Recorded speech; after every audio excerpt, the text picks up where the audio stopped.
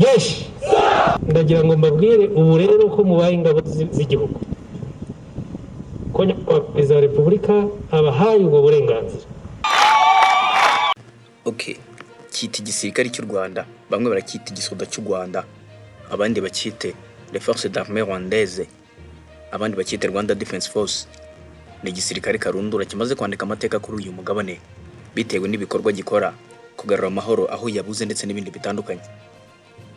Uyu munsi ndashaka kukwinjiza inasho ahakorerwa imyitozo y'ibanze y'ingabo z'u Rwanda.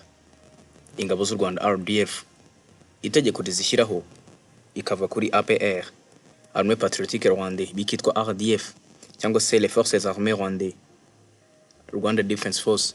Igisirikare cyabayeho gutyo guhera mu mwaka wa 2002 aho cyahinduriwe izina kikava kuri APR cyangwa se RPA kikitwa RDF. Reka maze nkubwire ko igisirikare cy'u Rwanda kimwe mu bimaze kubaho ku mugabane ndetse na henshi ku isi, uzasanga buri muntu ayiha icyubahiro.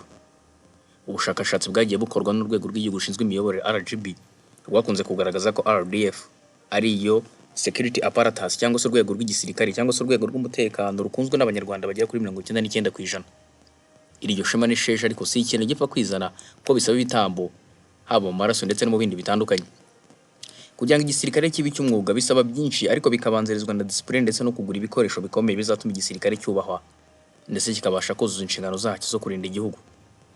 Mu nshingano z'ibanze z'igisirikare cy'u Rwanda RDF harimo kubungabunga umutekano w'u Rwanda, kurengera igihugu, kurwanya iterabwoba no gushyigikira ibikorwa byo kubungabunga amahoro mu karere ndetse no ku rwego mpuzamahanga. Kuva RDF yashingwa yagize ivugurura rikomeye n'imbaraga zigezweho zo kuzamura ubushobozi bwayo n'ubunyamwuga. Yagize kandi uruhare runini mu butumwa butandukanye bwo kubungabunga amahoro, cyane cyane mu turere twibasiwe n'amakimbirane nka Darfur ndetse na Sudani y'Epfo. Kuri ubu ingabo z'u Rwanda zibarizwa muri Mozambique mu ntara ya Cabo Delgado ndetse no mu gihugu cya Central Africa. Ingabo z'u Rwanda RDF zigizwe n'amashami menshi, buri imwe igiye ifite inshingano zihariye. Amashami nyamukuru ya RDF harimo ingabo z'urwanira ku butaka. Iri ni ishami rinini rya RDF rishinzwe intambara ku butaka, kurinda umutekano ku mbibi ndetse no mu Rwanda muri rusange. Harimo abanyamaguru, ibirwanisho, artillery, ubwubatsi n'ibindi bice byihariye. Ibi byose bibarizwa muri izi ngabo zirwanira ku butaka. Nubwo igihugu cy'u Rwanda ari igihugu kidakora ku nkombe cyangwa se ku nyanja, u Rwanda rufite igice kinini cy'amato kibanda ku mutekano w'amazi, ku biyaga ndetse n'inzira z'amazi, cyane cyane zikaba zibanda mu kiyaga cya Kivu giherereye mu burengerazuba bw'u Rwanda.